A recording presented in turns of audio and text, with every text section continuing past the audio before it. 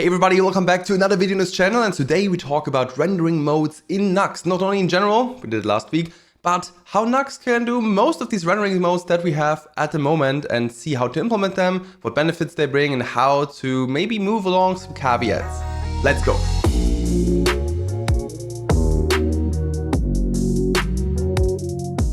Before we start into the content of the video, a quick reminder if you want to join the Vue.js Conf in Bonn in Germany this year from the 8th of October to the 9th of October. 2 amazing days of conference and with lots of amazing speakers, live Q&A with Avenue as well. Then definitely check out the description. There is a discount code for 10% to join and have an amazing time in Germany. Learn a lot from experts in the industry about all related talks to Vue.js, Nuxt.js, Trest.js as well, of course, and more. And yeah, looking forward to see some people around there because obviously I will also be around and it would be cool to see you. But let's get started now with rendering modes in Nuxt.js. As most of you probably know, Nuxt.js is a meta framework which is quite versatile. So we have, well, a plain SPA. If we want to, we can enable some server-side rendering, some dynamic ones, some static site generation or pre-rendering, and even some more elaborate caching or ISR on some platforms. The problem is, as we've also seen in the last video, in the video that's also linked here about rendering modes in general, things can get quite complex. But the good part is we'll go step by step through things that we can enable and change on a per route base or even for the whole application, and then see how they affect us, what benefits they have, and what caveats we can avoid there. So let's jump into demo application and see what we have.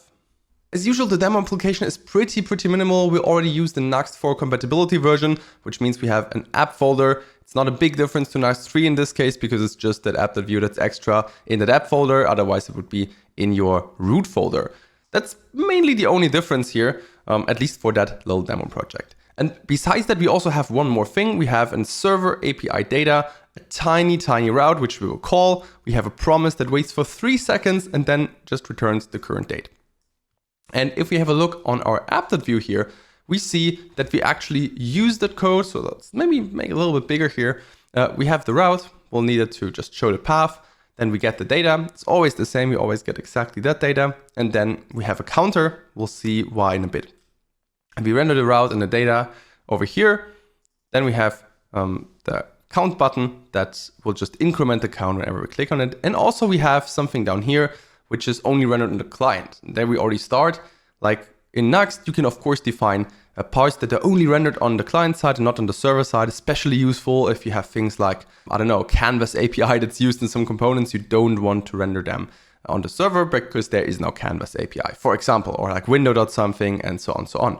And maybe also you say, okay, there's some information that's just not needed on the server side. It's not relevant for SEO, for example, so you can render that on the client. You can also do the same if you create a component and name it .client.vue, but as we don't have any components here in our example, that would be a little overkill, so we stay with this. And the nice part is that route, like that app.vue is used for all routes. So it doesn't matter which route we will now call, we'll always go to the app.vue. And the only thing we will change for most of the time is our Nuxt config, which is also pretty empty. So let's get started what we get right now when we would open our browser. When we hit the button, then we have to wait 3 seconds because right now the whole application is rendered on the server. Then we saw the data over here coming in, and a little bit later, that's client-only information here. Also because we didn't provide a fallback, which you could do to say, hey, please render that, let's say, skeleton on the server to reduce like layout shift and improve the user experience. Nevertheless, our counter works as it should, and we're all fine. Also, if we take a look in our network tab and just refresh the page, we will clearly see, okay, this is like obviously loading lots of JavaScript. We're in dev mode here. It's also important to note. And our HTML document that takes a while because it waits for that data, which takes 3 seconds to load. But other than that, there are no extra calls happening here. And we can start with the first thing that we can do in our Nuxt config, which is disabling server-side rendering totally for the whole application. So let's quickly do that and see what will change. And this is pretty simple. We can just say SSR false. True is the default here. So whenever you want to have just a plain SPA, as you maybe also seen in the Nuxt SPA, which you've also seen in the Nuxt plain SPA video, also linked in the description over here, then that's nothing new to you. And when we now check the browser, well, we will see the things we've seen before. Interestingly, if we refresh now, we see a blank page and that it takes a while then, and then eventually the things will appear. So also if you check the page source in here, there is no information of, let's say, the route. So if we check route, nothing here, gone. So that's exactly what an SPA does. It doesn't render anything for the HTML on the server side, and actually it's just here on the client side. Now we can even go further and say, okay, if we don't want to use the view server renderer at all, we can even say that there's a feature for that. It's still experimental, but we can enable that. And we can do that by going back to our Nuxt config real quick. And in our Nuxt config, just saying experimental, no view server, true. So that's still an experimental feature, but you can say, okay, like we don't need any server-side rendering at all. That's totally fine. Reduces a little bit of extra load on Nitro. If you like run Nitro together with your API because you need some kind of backend for your SPA, that's fine. Otherwise, you might not necessarily need it, especially not when generating a site through pre-rendering. But of course, like all this is pretty interesting, especially if you build a plain SPA, that's cool. But sometimes you want some more granular control, right? Like you don't want to say all black or white, all SPA, all SSR. So let's go to the main part of the video, which is the route rules. So the route rules exist in Nitro and Nuxt. So they're originally invented, so to say, in Nitro, but Nuxt is extending them. So some of them work for your plain Nitro instance as well. And we have a look which they are, but some are also available only in Nuxt. The good thing is, they're there to apply caching to our routes, to apply technically all kind of behavior, and you can even define your own ones if you want to, and do certain things depending on the route rules that are set. But let's dive into it and see what we can do. First, we remove the SSR false here again, because we want to have SSR enabled by default. And now we start with a route rule that you probably would not expect as it is. So let's define a page first in route rules over here. And let's say we define a page saying /no.js. And well, you might know where this is going. Yes, exactly. There is a route rule called experimental no scripts. Can be set to true. And the idea is that no JavaScript at all will be rendered then. So let's have a quick look how it looks like in the browser when we switch to the no.js route. When hitting enter, then it will of course take 1 second to 3 seconds because the site is still server rendered, and then we see, if we even take all, okay, some CSS, that's fair, mainly for the overlay here, so for the view inspector. And then we have only the Node.js document. So we actually really don't get any JavaScript. That's the dream of anyone, right? The problem is, we get our data here, that's fine, that the count, well, it's broken now, and also the client component doesn't work. And that's obviously because, well, if you don't have any JavaScript, how would you render these things? So you might wonder, is this really feasible? And well, for some pages, it can be. I also did it, for example, for the Deja Vu FM page. Just it's super simple landing page. And now you can do the following. You can, for example, say, okay, I use something like Petite View on top of it, or Alpine, or similar frameworks to just have a tiny bit of progressive enhancement while still rendering all pages with Nuxt.js. You lose all the SPA benefits, but what you gain are super fast pages. Interestingly, you also don't even need one framework on top. You can even use a tiny bit of vanilla JavaScript to improve things. So let's quickly jump back into the code and see how we can get that count here back to work as a simple example. And for this, we have to dive into our app.view here. And what we'll do is we have to do a check. We say, okay, if the route, the path is, for example, our /Node.js path here, then we can do certain things on the server. There are a couple of ways to achieve this. You can also create like a Nitro plugin and inject it there. But even here, it's easier because we have a use head function. In this case, we can even say, okay, we use server head. And we just want to inject our script here. So the idea is we say scripts, we have an array of scripts, we have one entry, and then we can say through inner HTML what we want. And well, what we want is, we want to say const button is document.getOnById or .querySelector. I'll probably prefer that selector #count, because that's why we have the ID down here. And then we can say, okay, that button should get an event listener, and on click, please set the inner HTML of that to count. And before we split it and parse it to make sure, okay, we get the count and increment it eventually by 1. So that's more or less the whole code. Let me quickly remove the sidebar here to make things work. And let's see what happens now in the browser when we click the count. When we jump back, refreshing the page and clicking it, we see, oh no, it doesn't work. And the reason is pretty simple. We have an error in the console. We can work with that. Can't access property add event listener button is null. And why is that? Well, if we check the inspector or even just the page source, then we see the following. We see first, no JavaScript, right? That's perfect. And then we have our code somewhere over here inlined, which is correct, but also before the button exists. So now people would say like, yeah, let's put an extra script tag. Let's use async, defer, whatever. But we have an easier way because I think it's fine with inlining.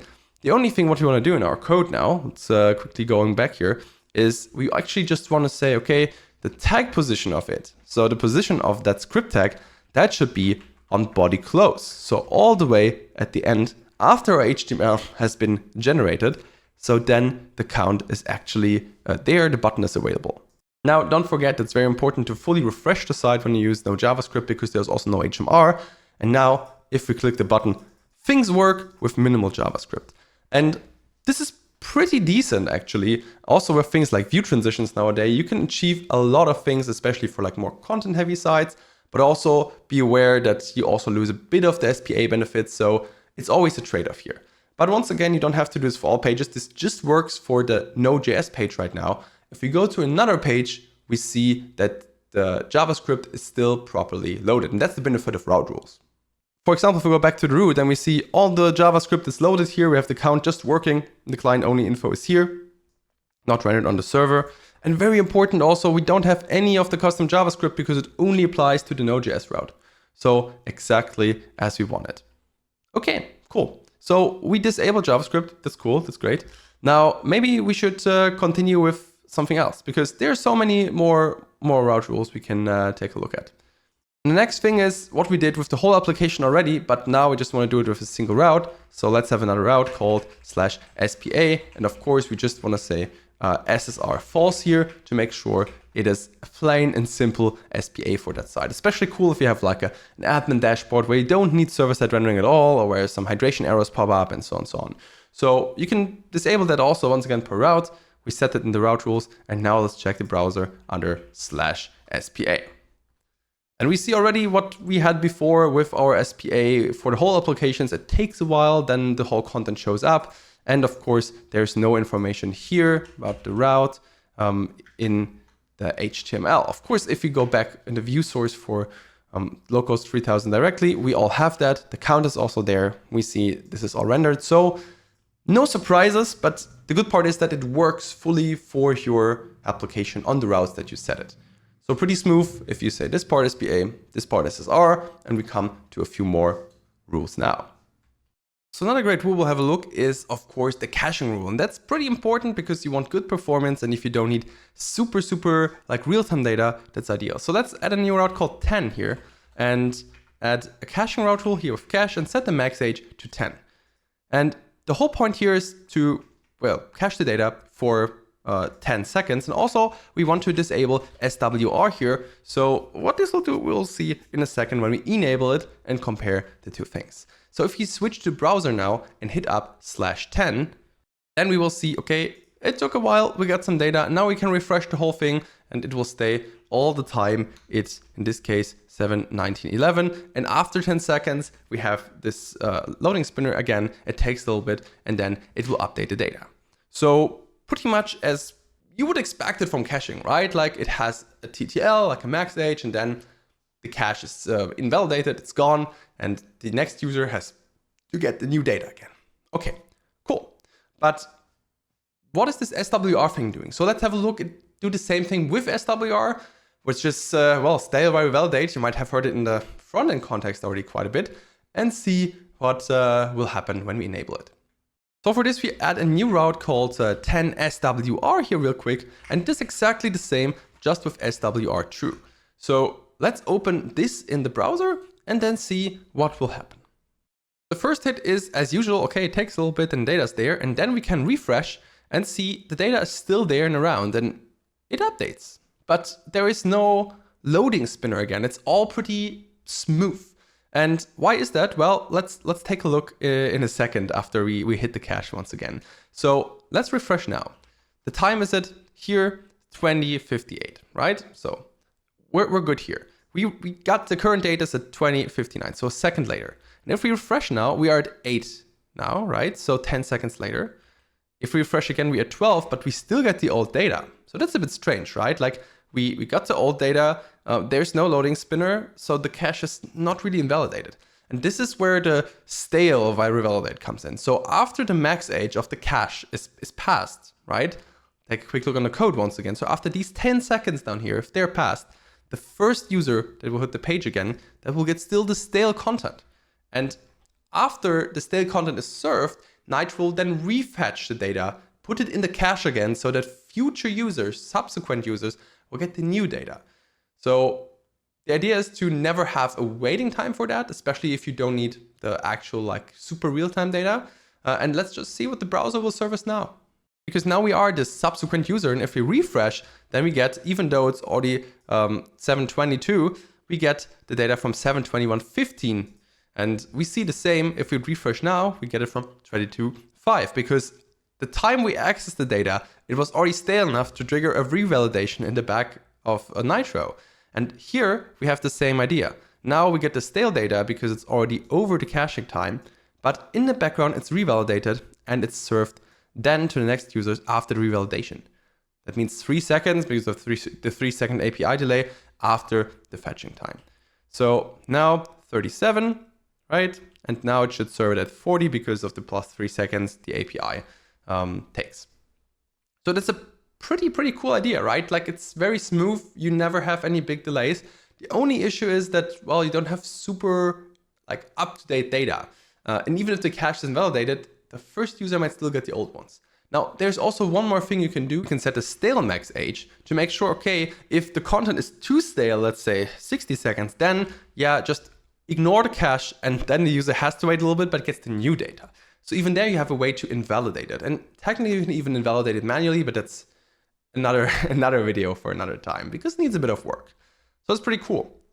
Now, before we come to the last 2 route rules that are pretty interesting, let's spin up a little example. So far, we only used the app.view, and now we want to see how the client-side rendering, as in like the navigation also on the client side, works with these route rules.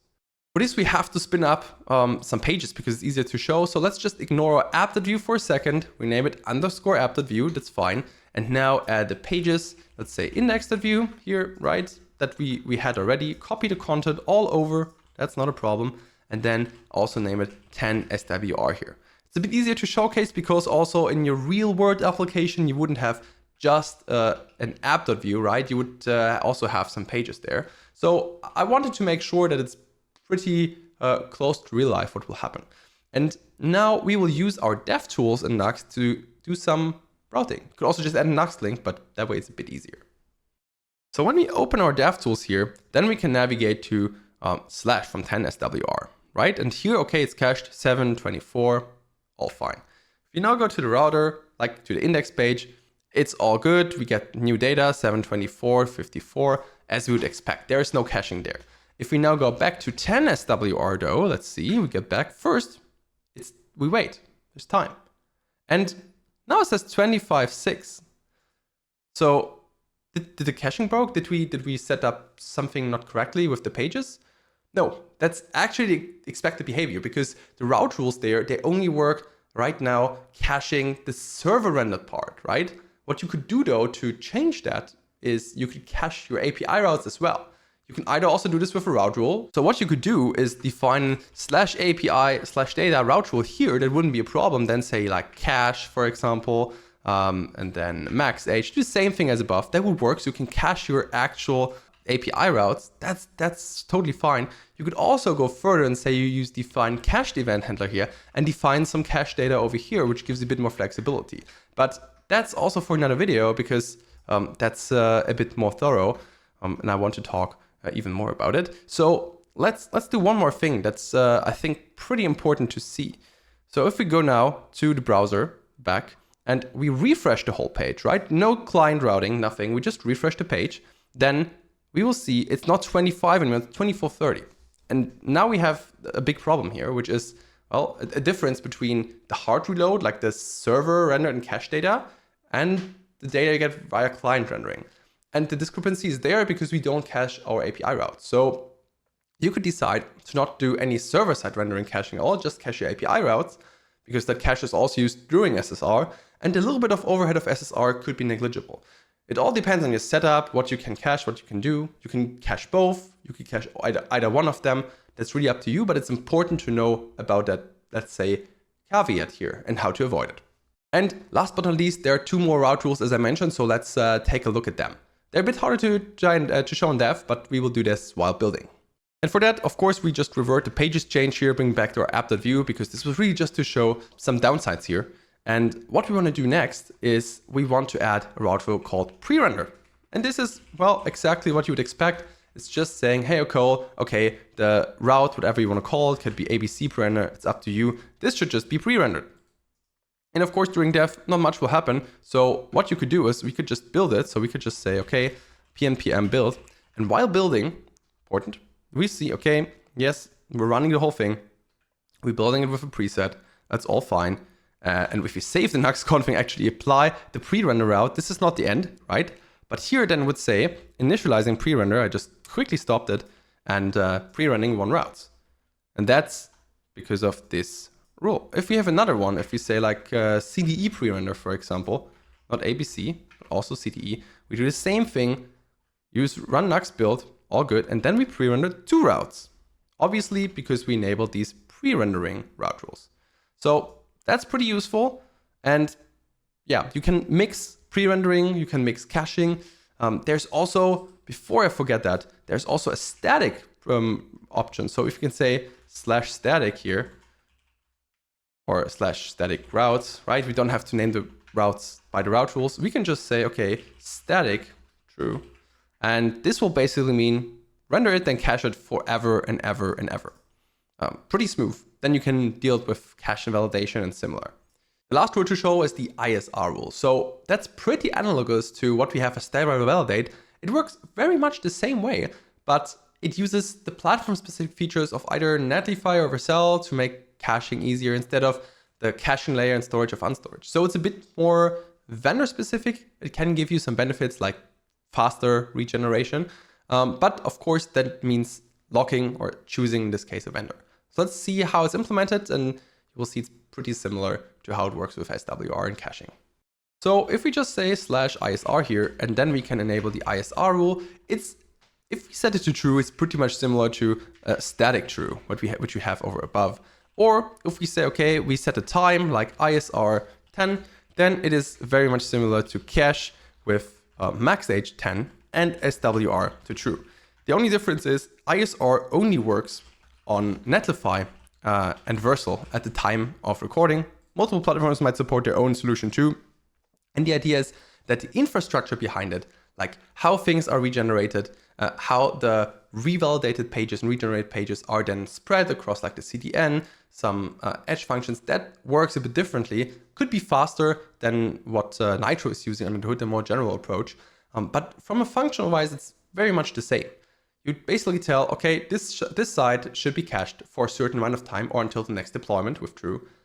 After that time, if you set the time, then there will still be a stale version, right? And then it will be revalidated in the background. So pretty much similar to that, but just using Vercel's or Netlify's own infrastructure, which might bring some benefits. So if you use a platform, you can try it out and see if there's any big difference to it.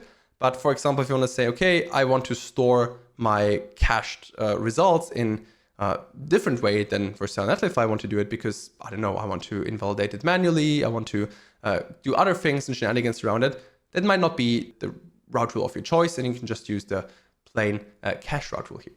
And these are more or less all the route rules, but if you might wonder, there are a few more, like setting cores, for example, adding headers, redirects, but for rendering modes, these are kind of all.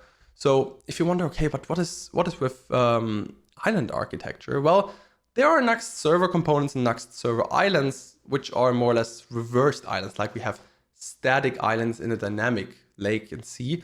But we'll come to that in a different video, so I still have to do a server components video on the whole thing. And also we talked, Michael and I, in Deja Vu with Julian Huang, who mainly worked on server components in Nuxt. So if you're interested in that, check out the link as usual everywhere. And now I'm curious for your feedback. Let me know what you think. Do you have any questions? Does it make sense together with last week's rendering modes video? If you haven't seen it, definitely check it out too.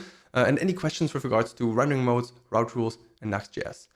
Let me know in the comments. And looking forward to see you in the next videos. Check them out and stay tuned. Until then, enjoy the summer and happy hacking, folks.